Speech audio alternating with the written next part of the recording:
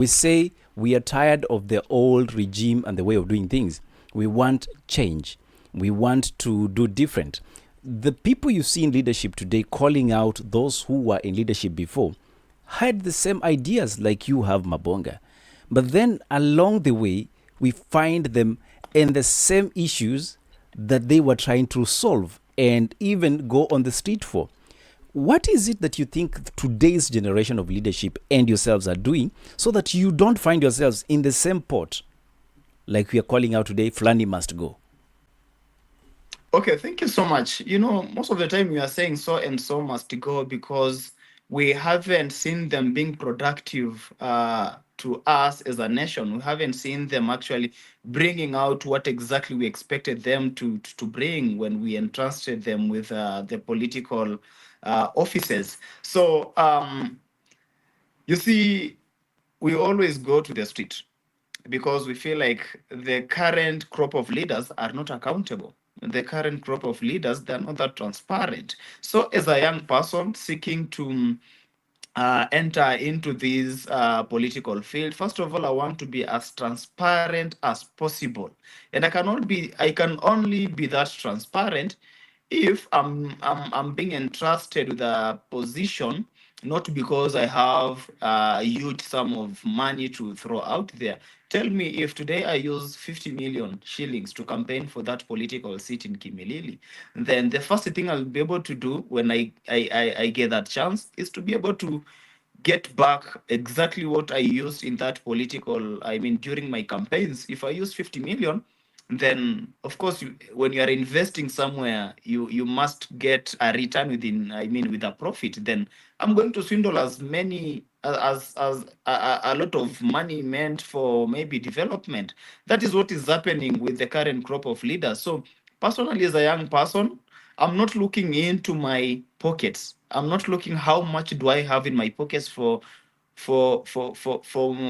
I mean, to enable me to hold that political rally in Kimilili, maybe to enable me to reach out to that Mama Mboga and talk to her. So what I'm doing is I'm not bribing the voters as what has been happening.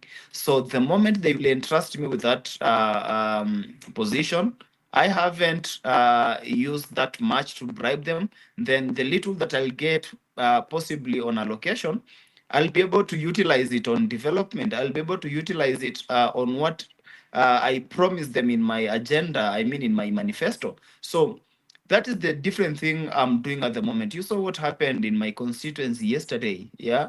The current sitting member of parliament was actually, I'm told, was chased away by rogue young people and the constituents because he decided to come to a political rally, spoke to the people, and then he decided to give a few of them some money. We call it bribery. But then the rest of the people, they were not be able to get that. So people became so furious. So at the moment, it means that when he wants to hold such a rally, then he needs to have as much as possible so that he can be able to distribute. Where are those money coming from? Where are those money coming from? Yet a member of parliament is only given around 700,000 as his salary, but he's paying over 5,000 people coming to a rally. That money is coming from our coffers. It is meant for development. It is meant for bursaries, yeah, through CDF. So it means when he's coming back again after getting that elective seat, then um, he's going to steal from us because he has been able to use what he believes it's his. So, as a young person, I don't want to bribe my voters. As a young person, I don't want to hold big rallies with big SUVs, big Prados here and there. I just want to be as unique as possible. I just want to be as simple as possible with the little resource that I have, so that when I get this position, I'm not able to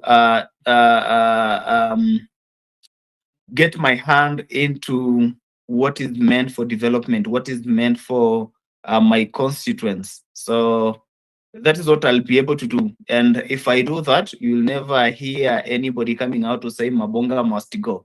We are doing that because we believe these people are swindling what belongs to us.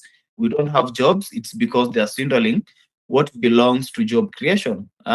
We are missing out of school because they have actually turned things around. If you don't have money, then you're not be able to get education in our country.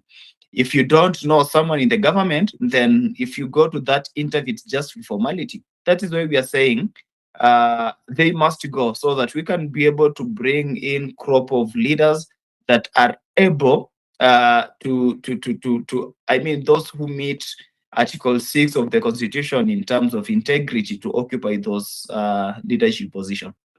Eli.